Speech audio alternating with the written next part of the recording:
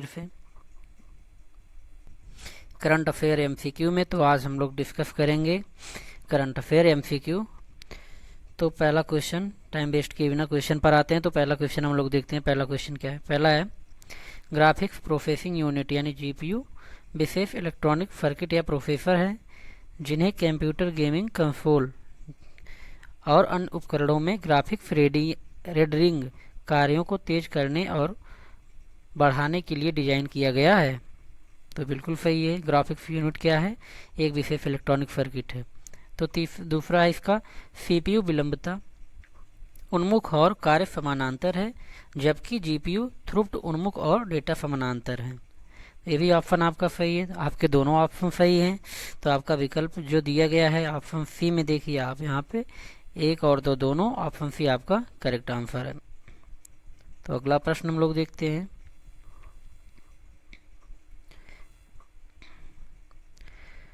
अगला प्रश्न दिया गया है हमारा,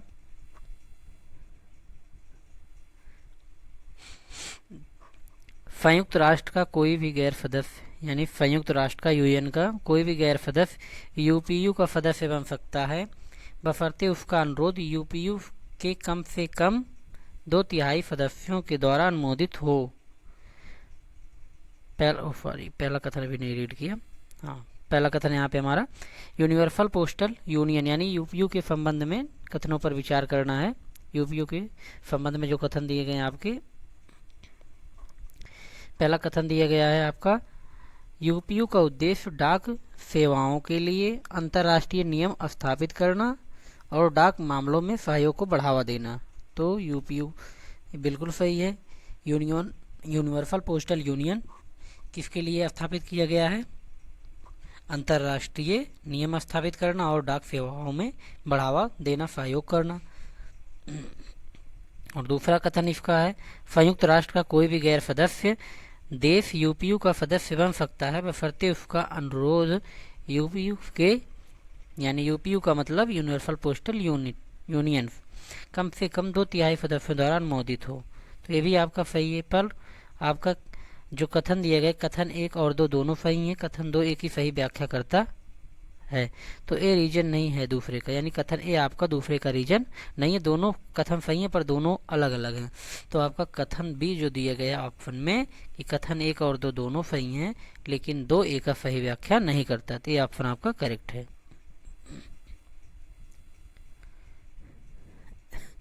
अगला है, अगला दिया गया हमारा तीसरा प्रश्न, बाह्य वाणिज्यिक उधार यानी बाह्य वाणिज्यिक उधार ईसीबी के संदर्भ में कथन दिए गए, उन पर विचार करना है।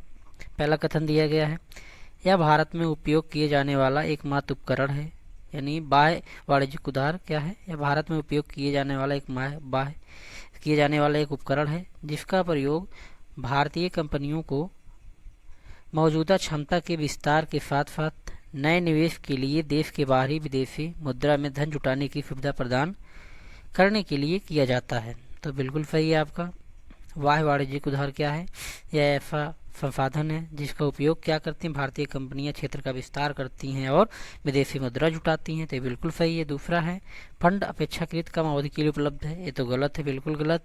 और तीसरा है आपका यह कम ब्याज दर वाली अर्थव्यवस्थाओं से उधार लिया जाए जो धन की लागत बाहरी स्रोतों से आमतौर पर सस्ती होती हैं। ये भी ऑप्शन आपका सही है। आपका पहला और तीसरा ऑप्शन सही है, यानी आपके केवल 2 ऑप्शन सही हैं। तो आपका जो विकल्प मिल रहा है बी, केवल 2 ऑप्शन, यही आपका करेक्ट आंसर है। तो अगला प्रश्न हम लोग देखते हैं। अगला प्रश्न है एंडोमेट्रियोसिस के संदर्भ में कथनों पर विचार करना है।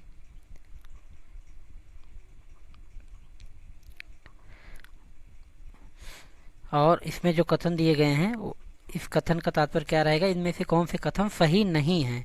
जो कथन सही नहीं होंगे उनको हमें टिक करना है, जो सही हैं उनको नहीं टिक करना है। तो पहला ऑप्शन हमारा दिया गया है एंडोमेट्रियोसिस क्या है? यह एक यौन संचारित वायरस से होने वाली बीमारी है। तो ये बिल्कुल गलत है आपका, यानी जो गलत ऑप्शन है ये आपका गलत ऑप्शन यही है। और दूसरा, यह एक ऐसी बीमारी है जिसमें गर्भाशय की परत के समान ऊतक गर्भाशय के बाहर बढ़ने लगते हैं, तो बिल्कुल आपका करेक्ट है। और तीसरा है वर्तमान में एंडोमेट्रियोसिस का कोई इलाज नहीं है, ये भी आपका करेक्ट है। तो यानी आपके पहले, दूसरे और तीसरे दोनों ऑप्शन सही हैं, लेकिन हमें क्या सिलेक्ट करना है कि कौन सा सही नहीं है। तो केवल हमारा पहला वाला जो है वही गलत है। तो केवल एक ऑप्शन हमारा गलत है, वो कौन सा? वो है पहला। तो पहला हमारा करेक्ट आंसर है। अब अगला क्वेश्चन हमारा दिया गया है। अगला प्रश्न है हमारा लाइफ फिडेलिटी यानी लाइफ आई के संदर्भ में कथन दिए गए हैं, उन पर विचार करना है। तो लाइफ आई क्या है? यह एक डेटा वितरित करने के लिए राउटर के रूप में विशेष एलईडी बल्ब का उपयोग करता है। तो बिल्कुल सही है, राउटर के रूप में एक विशेष एलईडी बल्ब में डेटा वितरित करने का प्रयोग करता है। कौन? लाइट फिडेलिटी यानी लाइफ आई। और वाईफाई राउटर के विपरीत जो डेटा संचारित करने के लिए रेडियो फ्रीक्वेंसी का उपयोग करते हैं, लीफाई यानी लाइफ आई डिवाइस दृश्यमान आवरक्त या पराबैंगनी प्रकाश का उपयोग करते हैं। तो ये भी ऑप्शन आपका करेक्ट है। तो यानी पहला और दूसरा दोनों ऑप्शन आपके सही हैं। तो विकल्प में आपका जो सी ऑप्शन दिया गया है कि कथन 1 और 2 दोनों, यही आपका करेक्ट आंसर है। अगला प्रश्न देखते हैं हम लोग। अगला प्रश्न हमारा दिया गया है फॉरेन ग्रीन बॉन्ड एफजीबी के संदर्भ में कथन दिए गए हैं, इन पर विचार करना है। दिया गया है ग्रीन बॉन्ड किसी संप्रभु यानी ये जो फॉरेन ग्रीन बॉन्ड है किसी भी संप्रभु इकाई, अंतर सरकारी समूहों या गठबंधनों के और कारपोरेट्स द्वारा इस उद्देश्य से जारी किए गए हैं कि बॉन्ड का उपयोग पर्यावरणीय रूप से टिकाऊ के रूप में वर्गीकृत बॉन्ड की आय का उपयोग पर्यावरणीय रूप से टिकाऊ के रूप में आयु वर्गीकृत परियोजनाओं के लिए किया जाए। तो यानी आपका फॉरेन बॉन्ड क्या है कि ऐसी संप्रभु इकाई या अंतर सरकारी संगठन हैं जो बॉन्ड जारी करते हैं किसके लिए? पर्यावरणीय रूप से टिकाऊ वर्गीकृत परियोजनाओं के लिए। तो पहला आपका ऑप्शन सही है। दूसरा है इन बॉन्डों में निवेशकों को परियोजना संबंधी जोखिम नहीं उठाना पड़ता है। तो आपका ये भी ऑप्शन सही है। तीसरा है आपका संयुक्त राज्य अमेरिका 2016 में ग्रीन बॉन्ड जारी करने वाला पहला देश था। तो ये बिल्कुल आपका गलत है। तो यानी आपके पहले और दूसरे ऑप्शन सही हैं। तो आपका जो विकल्प बी दिया गया है केवल 2, यही आपका करेक्ट आंसर है। अगला प्रश्न हम लोग देखते हैं। अगला प्रश्न हमारा दिया गया है हेनले पासपोर्ट इंडेक्स 2023 के संबंध में कथन दिए गए हैं। इसमें कौन सा सही नहीं है? ध्यान देना, कौन सा सही नहीं है। जो सही नहीं है उस पर ही हमें टिक करना है। तो यह दुनिया के पासपोर्ट की रैंकिंग है। हेनले पासपोर्ट इंडेक्स क्या है? यह दुनिया के पासपोर्ट की रैंकिंग है कि उसके धारक बिना पूर्व वीजा के कितने स्थानों पर जा सकते हैं। तो बिल्कुल आपका सही है।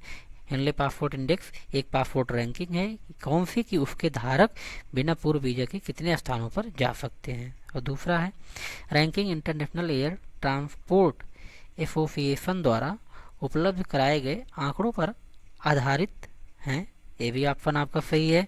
तीसरा है आपका सूचकांक में 227 पासपोर्ट और 199 यात्रा गंतव्य स्थान शामिल हैं। तो ये आपका गलत है।